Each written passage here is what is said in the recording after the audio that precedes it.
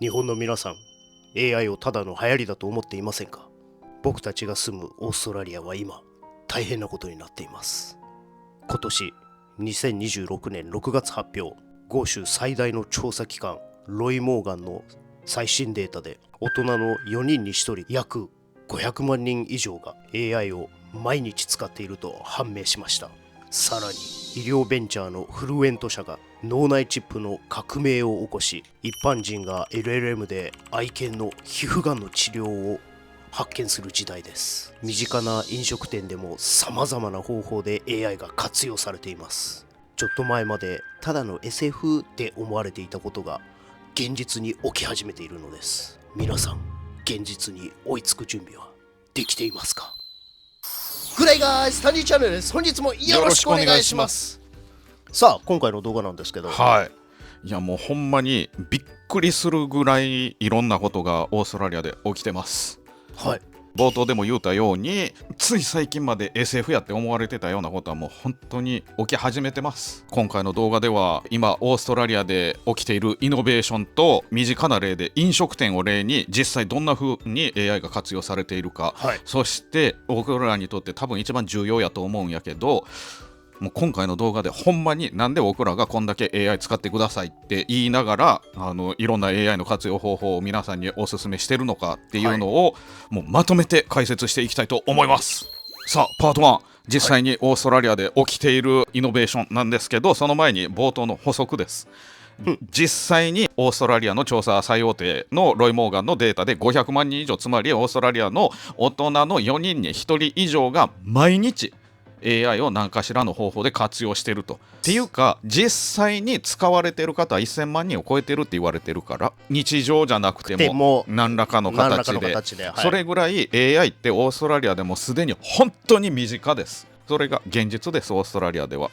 すごいよね、これってすごい早い。昔からオーストラリアは最新テクノロジーの普及率が高いって言われてたんで、親和性も高い言われてて、高いと思う、スマホも早かったし、僕はほら日々お客さんと接するやん、でスマートウォッチの決済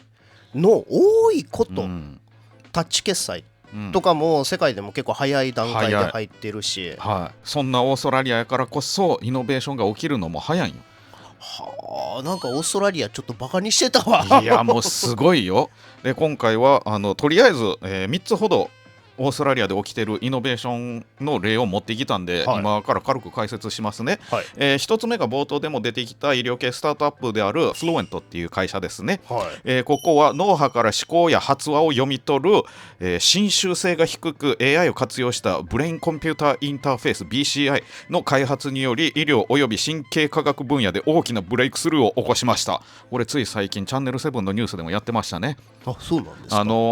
イーロン・マスク氏のニューラリンクっていう会社聞いたことある方多いと思うんですけど、皆さんご存知ですか？脳に直接マイクロチップを埋め込んで、それで例えば体が動かなくなってしまった方とかが意識、脳波で機械とかコンピューターとかを操作して、でそのスクリーン上に文字を映し出したり音声を流してもらうことによってまたコミュニケーションを取ることができるようになったりとか、そういうイノベーションを起こしていることで有名なニューラリンク社があるんですけど、このオーストラリアのフルエント社は、脳ではなく頭皮の下、頭蓋骨の上に収まるほどのチップで低リスクで低侵襲なデバイス。ニューラリンクは結構大規模な手術なんよ、やっぱり頭蓋骨をその部分だけ開けて、で脳に直接チップを入れるわけや、だからすごくインベーシブなんよ、英語で言ったら。これはノンインベーシブな。それすごいよ。すごいよ。つまりどういうことかというと、脳の運動皮質から得られる発話に関連する信号を AI と機械学習が解析し、話すことが困難な人の思考をテキストや音声として直接出力します。なぜこれがブレイクスルーになるのかと言われると、現在神経疾患、脳萎縮性側索硬化症 ALS、多発性硬化症などや脳卒中により声を失ったり会話が困難になったりしている患者は世界中に大勢います。この技術が実用化されれば、患者は自分の言葉で自然にコミュニケーションを取り戻すことが可能になります。いやすごいよ。で、実際にこの会社はUniversity of Melbourne で10年以上にわたり行われてきた神経学科と工学の研究から生まれ、2025年に設立、2026年には200万豪ドル約3億円以上の資金調達に成功し、メルボルンでの初の人体臨床試験に向けて開発を加速させていますと。これもう SF じゃないんですよ。で、今のちょっとややこしい言葉、単語いっぱいで難しかったと思う、はい、もっと分かりやすく簡単にAI に要約してもらいました一言で言うと、声が出せない人の代わりに喋ってくれる魔法の機械、それを作ったことやと思ってください。いや、すごい、すごいよ、 SF だよ。普段はスマホに向かって今日の天気はと話しかけて文字を入力することがあります。それが音声入力と言われるやつですね。あ、そうですね。で、キーボードでタイプする方やったら、直接的なキーボードによる入力ですが、このフルエント社の技術は極端な話、声すら出さずに頭の中で今日の天気はと考えるだけで文字や声に変換してくれるということです。で、今までの技術やったら頭蓋骨に穴を開けて脳に直接チップを埋め込むという大掛かりで怖い手術が必要でした。その時に例えば事故につながったり感染症を引き起こしたりと、そういうリスクもありました。でもこのフルエント社の機械は頭の皮のすぐ下にそっと忍ばせるだけ、骨すら削らないため体への負担や感染症のリスクが圧倒的に低く、家族としても安心して応援できる優しい設計になっています。これでも一般普及してみ、思考が読まれるじゃないけど、まあその出力されるわけや、だから、うお、お姉ちゃんいうのが出力されてしまうっていうことや。まあこれ一昔前の陰謀論とかを追ってる方やったら、脳に直接チップ埋め込まれてどうこう言ってた時代があるじゃないですか。ありますね。僕はその時からずっと言うてるんですけど、そんな時代は来ないと。これ一つの証明ですよね。もうだからインベイシブやった技術がノンインベイシブになってるっていう。そう、今まで陰謀論とか SF やって思われてたことが現実になってるどころか、もっとすごい進化をした上で現実化してる。これまだ噂段階やで、噂段階やけどすでに開発されてる技術の中で、ウェアラブルデバイスで脳波、思考を読み取って出力することができるものも開発されてるっていう噂はあるんや。だから2028年頃から表にちょっとずつ出てくるんじゃないかって言われてる。それは本当に簡単なことしかできないらしいけど、まだまだでもいつどんな形でブレイクスルーが起きるか分からへん。それすら AI が可能にしてくれる、そんな時代ですから。そんな時代よね。いや、僕が仕入れたニュースもすごいかと思ったけど、それもすごいね。すごいやろ。ニューラリンクが、ニューラリンクはやっぱインベーシブですから、だから脳に直接チップを入れた人限定ですよ、でもその人たち同士でテレパシーで会話ができる技術をもうすでに確立しつつあるっていう。で、今年の終わりに向けて実験、試験を行う調整にもう入ってるっていう。もうだから技術確立されてるよね。それすごいよね。高架機動隊やん。テレパシーやでね。思っただけで分かる分かる言うて分かるやろって、それがもうここでミュートの状態で、なあ、すごい時代ですよ。未来技術やと思われてたものが今表にどんどん出始めてる、イノベーションが起きまくる時代を今生きてる、その例の一つやと思ってください。はい、で一社だけで長くなってしまってるんで、ちょっと次行きましょう。AI を活用して実際に自身の愛犬の皮膚がんの治療法を発見した方のお話、これは最近ネットでもかなり話題になってるから知ってる方多いと思いますけど、一時期バズってましたね。はい、テレビでもやってたし、さまざまな方が YouTube でも取り上げてるすっごい有名な方です。ですね、この方はポール・コニンガンっていう方なんですけど、この方はもともと AI の専門家やと思ってください。もともとがそっちの分野の人やったと。で、その方の愛犬が進行性のがんを患ってしまったと、余命あと数ヶ月と獣医さんに宣告されました。この方諦めませんでした。で、この方医療や生物学の専門知識がない方です。その状態からさまざまな AI を駆使して治療法を発見したと。で、最初に使った AI が普通のチャットボットない。チャット GPT やグロックとかそういう AI を通してまず会話からいろんなことを探していって、で実際に自分で約$3000ほど払い、自分の愛犬の正常な細胞とがん細胞の DNA のゲノム配列表を専門家研究施設へ行って解析してもらって、それらギガバイト単位に及ぶ膨大なデータを AI に読み込ませ、がんの原因となっている特有の突然変異を絞り込みました。そこからアルファフォールドなどのプロテイン構造予測 AI や複数のチャットボットを駆使して、どの変異タンパク質が犬の免疫システムに最も見つかりやすいか、つまり攻撃対象にしやすいかをシミュレーションしました。早い話が複数の AI を使って自身の愛犬専用のメッセンジャー RNA ワクチンのデジタル設計図を作成したと。でこれはニューサウスウェールズ大学のサイト行ったら大きく発表されてるんで、この動画の概要欄にリンクも貼っときますけど、興味ある方はそちらの方を見てください。後で見ようかな。もう何回も言うけど、今回何回も言うよ。今まで SF の中でしか起きてなかったことが現実に起きてるんですよ。本当にそういう、もう聞いててそんな感じですね。バカンって一個一個長いって次行くよ。次はサウスオーストラリア州のアデレード大学に所属する2人の若い医師が開発したアデレードスコアという AI システムですね。これが今医療現場の深刻なボトルネックを解消するブレイクスルーとして注目されてます。こちらはですね、今現在オーストラリア、患者が退院できる状態になっても事務手続きやリハビリの調整などの非医療的なタスクのせいで何時間、場合によっては数日も退院が遅れることで、病院のベッド不足の原因の一つとして問題になっています。そんなのがあった。はい、今回、この開発されたアデレイドスコアの役割は、患者のデータからその患者さんが何月何日に退院できる確率1から 100% の間をリアルタイムで予測します。これにより病院側は数日前から退院の手続きや準備を先回りして進められるようになりました。で、実際の病院の試験運用の結果、患者の入院期間を大幅に短縮し、再入院率を減らし、年間$950万、日本円にして約9億円のコスト削減を達成したとも報じられています。現在オーストラリア全土の病院への導入が進められています。すごいよね。でさらに、これはすごいよ。コーヒー1杯分の価格で心臓病やがんを早期発見する AI。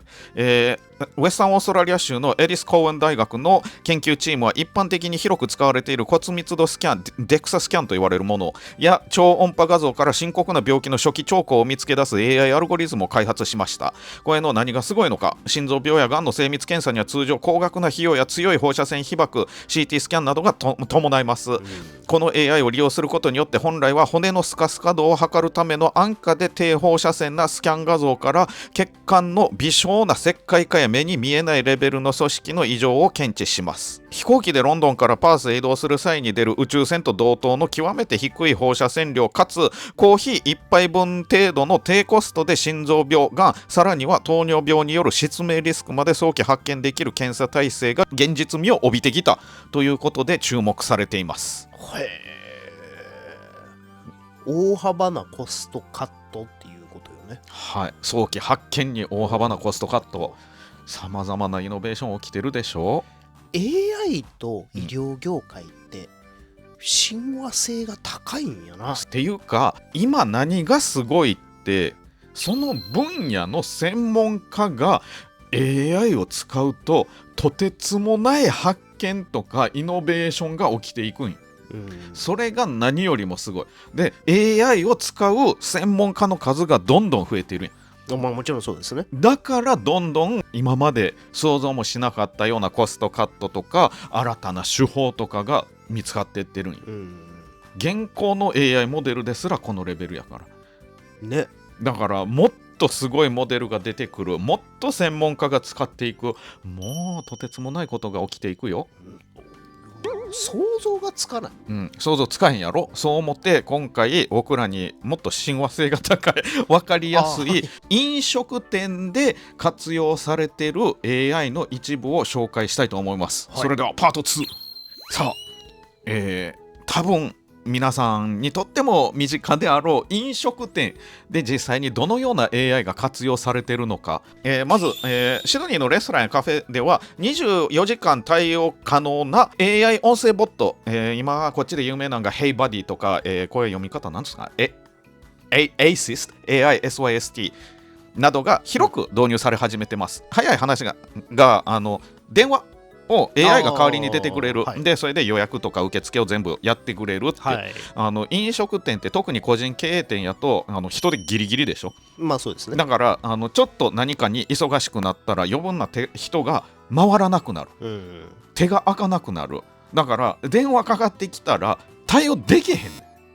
ね。それが予約やったり業者やったりいろんな電話かかってくると思います、はい、でも忙しかったら対応できへん、はい、AI HeyBuddy とか使えばいろんな方法でその電話の対応ができると、はい、すごく便利でしょ、これ特に今オーストラリアは人件費の高騰でどの店も悲鳴上げてます、これは祝日限定になるんやけどカフェとかレストランのキッチンハンドですらさまざまなペナルティレートを合わせたら時給70ドルまで上がっちゃうぐらい、安いところでも時給50ドルと祝日限定ですよ、毎日じゃないですよ。やけどそんなレベルの時給まで上がってしまってるん。もうやめてくださいだからどうしても最小人数少数精鋭で賄わないとやってられへんのが個人経営店。まあ現実ですね。はい。だからこういう AI を使わざるを得ない状況まで追い込まれてるん。まあわかる。すごくよくわかる。わかるやろ。はい。だからこういう AI を使うことによってもう一つの電話も逃さへんっていう。まあそうですね。一人でも多くの客をつかむ。まあそうしないと経費が賄えなくなってくるから。で、さらにですね EatAppAI や YesAI などの AI ツールを使うことによって今まではプロが作成してくれてたウェブサイトなどを自然言語対話などで個人で作っていけるようになりました。でこれは大事ですね。はい、さらにこれは有名やしもう僕らの動画の視聴者でもやってある方いっぱいいてはると思いますけど、チャット GPT やジェミニ、クロードなどの生成 AI を利用してインスタグラムなど投稿をできるプラットフォームの投稿自動化、例えば文章をやったりとか、画像をやったりとかを生成してもらって投稿、そうすることによってオンラインでのプレゼンスを上げる、そうすることによってオンラインでお金を余分に払わずにお店の広告をすることができる、はい、今オーストラリアの飲食店で生成 AI で生成したメニュー写真とかちょっとずつ増えてきましたよね。増えてきましたね、はい、ちょっとまあいいんか悪いんかはちょっと別として、ただまあそれぐらい AI の活用が一般化している、じゃあこれ、専門分野で見ていくとどうなんやと。だから今回は僕がちょっとねキッチンの方担当なんでキッチンで実際にどんな AI が使われているのかっていうのを見ていきたいんですけど、フードロス、いわゆる食材破棄ですねの削減に貢献する AI ウィナーとかが有名ですね、画像認識カメラ付き AI ゴミ箱ですね。これは例えば肉なんかカットしているとトリミングっつって使いづらい部分とか余分な部分をカットしていくでしょ、脂身とか、はいはい、でそれを画像認識してどんだけゴミ箱に行った、つまりどれだけ無駄にされたかっていうのを把握して計算してまとめていく AI です。大事ですね、なかなかこういうのってできなかったりするんですよ、やっぱお金を持ってるホテルとかファインダイニングとかが導入早かったんやけど、今ほんまにどこも経営逼迫してます、1セントでも無駄にできません、だからほんまに個人経営店ですらこれの導入が始まってます、次の例なんですけどこれも読み方分かりづらいな。カリネかな CULINAIRE キッチン、これはバックオブハウス厨房裏ですね向けの AI システム。これはレシピとクオリティの標準化のための AI ですね、例えばレシピをフォーマット化、ポーション制、イールドの計算などを AI が統括管理します。これによってキッチンスタッフが入れ替わっても AI が調理工程のばらつきを抑え、どの店舗でも同じ味、同じ原価率を保てるようなサポートをします。それによってシェフは事務作業から解放され、若手の育成や料理のクオリティチェックに時間を割けるようになります。もう全てを均一化するっていうことですね。分かりやすく言うと、これシェフとしてキッチンとして飲食店としてすごく大事。やっぱどこも問題になるのが、あのシェフおらんとき味違うやんけ、どうなっとんねんっていうことやから、まあそうですね。それによって味だけじゃなくお客さんの満足度も変わるし、店側が支払うコストも変わってきます。無駄が多かったりするんよ。だからそれを極限まで抑える方法をこういう AI を活用して模索していく、っていうことですね。で、さらにメニュー開発の壁打ち相手としても今は AI すごく人気です。まあそうですね。過去2回わたって AI でレシピを作る方法とか生成してもらう方法語ったと思いますけど、あの時にまだまだ深くいけますよって言ったでしょ。シェフやってます。僕らが無料で使える Google AI ですらとてつもないレシピ作ろうと思えば作れます。もうほんまにね、ユーザー側、僕ら使う側のインプット次第、無料やからって舐めてられないんですよ。で、さらにね、これはね、僕もちょっとそろそろ手出そうかなって思ってるんやけど、Food Pairing っていう AI プラットフォームがあるんよ。これはですね、あらゆる食材やハーブの香気成分、いわゆるアロマを科学的手法で分析し、データベース化されてるんよ、ここで。もうすでにされてる。だから AI が共通の分子構造を持つ食材同士は相性がいいという分子レベルの法則、いわゆる Food Pairing Theory に基づいてシミュレーションを行ってくれん。さらに Epicure や Flavor Graph など深層学習モデルのデータをベースにしたシステムも話題です。もうこれ言い出したらキリがない。キリがないよ。けどこれらは実際にもうプロのシェフたちが使ってます。これそしたらもう使ってるシェフと使ってないシェフの差はもうえげつない。それはポイント3で第3のポイント、それない僕たちが AI 使ってくださいってずっとどんだけ視聴者が離れても言い続ける理由はそこ。今回の動画の中核ですね。使う人、使える人と使わない人、使えない人の差が開きすぎ、すでに僕怖いです、ほんまに。だから僕たちは声を大にして AI 使ってくださいって言うてんやけど、ほんま怖いもんね。僕も偉そうなこと言うてね、まだ1年経ってないですけど AI 使い始めてから。そんなもんですか？経ってない。やけどこの1年経ってない中での進化が恐ろしすぎる。すっごくワクワクするけどそれ以上に怖い。だって僕使い始めた頃、ジェミニ 2.5 フラッシュやったかな。そうですね。懐かしい。あの頃はほんまに僕の使い方が悪かった、僕が AI 理解してなかったっていうのもあるんやけど、まともなレシピ作れませんでした。でも今 3.5 フラッシュとか3.1 プロすごいよもう声に吐息になるくらい前回の動画でもっと深くいけますって言ったでしょ。その意味をもう一度皆さん考えてください。僕ですらあれ以上に深く潜れるんですよ。いや、この道10年の本当にもうプロ中のプロっていうわけじゃないから、そういう人たちが AI 使ってごらん。もっと恐ろしいこと起きるよ。とてつもないこと起きるよ。それがもう一般化し始めてるから AI 一切使えへん人キッチンで働けると思う？いや、だから社会活動から、なんだろう、排除って言ったらおかしいけど、そこにもう追いつけなくなるというかレレベントじゃなくなっていく、これは個人的な意見ね、だから本当にパーソナルに受け取ってほしくないんやけど、ただやっぱその社会活動にレレベントじゃなくなっていく未来がもうすでに僕にはもう見えてしまってる、やっぱりそれぐらいやっぱりなんだろうな、寝る間も惜しんで、やっぱり情報は得るようにはしてる、だから余計に見えてくるものがある、だから業界に関係なく好む好まないにかかわらず使っていかな、ほんんまやばい。まあだからほら僕ら過去の動画でも言ってきたじゃないですか、インフラ化するよって、うんそれが例えばその冒頭で言ったそのロイ・モーガンでしたっけ、うんのデータでも分かるようにオーストラリアに住んでる大人の約4分の1の方が毎日使ってるっていうその日々の生活の中で、だからこ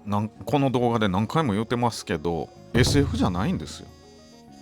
もうだから使う使わないっていう議論はもうとっくに終わったなっていう。終わってます。もう使えなければもう本当に社会活動にレレベントじゃなくなっていくうん時代にもう突入したした。で、このスピードにどれだけ食いついていけるかなんですよ、もう本当にそんなところかなと。でそれをじゃあどういうふうに可能にすればいいか、もう使うしかない、でその使うっていうのも検索として使わないでほしい、AI を使って何ができるか、何を作っていけるか、何を変えていけるかなどなど考えていける人の出す成果すごい。すごいよ。それは自分で使ってて分かる、だからまあ僕はコーヒーに関してですけど、例えばドリップの流体物理学っていうものをもっと深く知りたいから話し始める、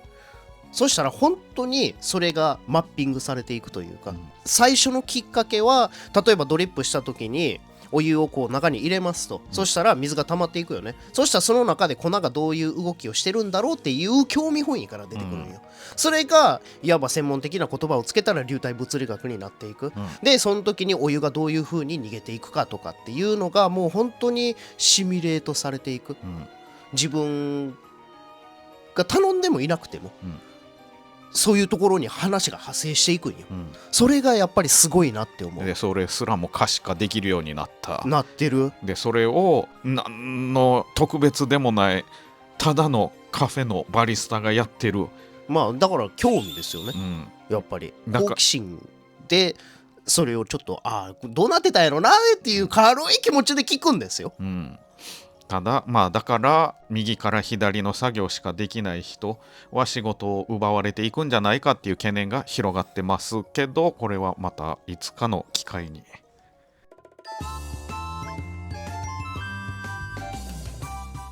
さあというわけで今回も動画が長くなりましたけど、そうですね、もう45分近くカメラは回っております、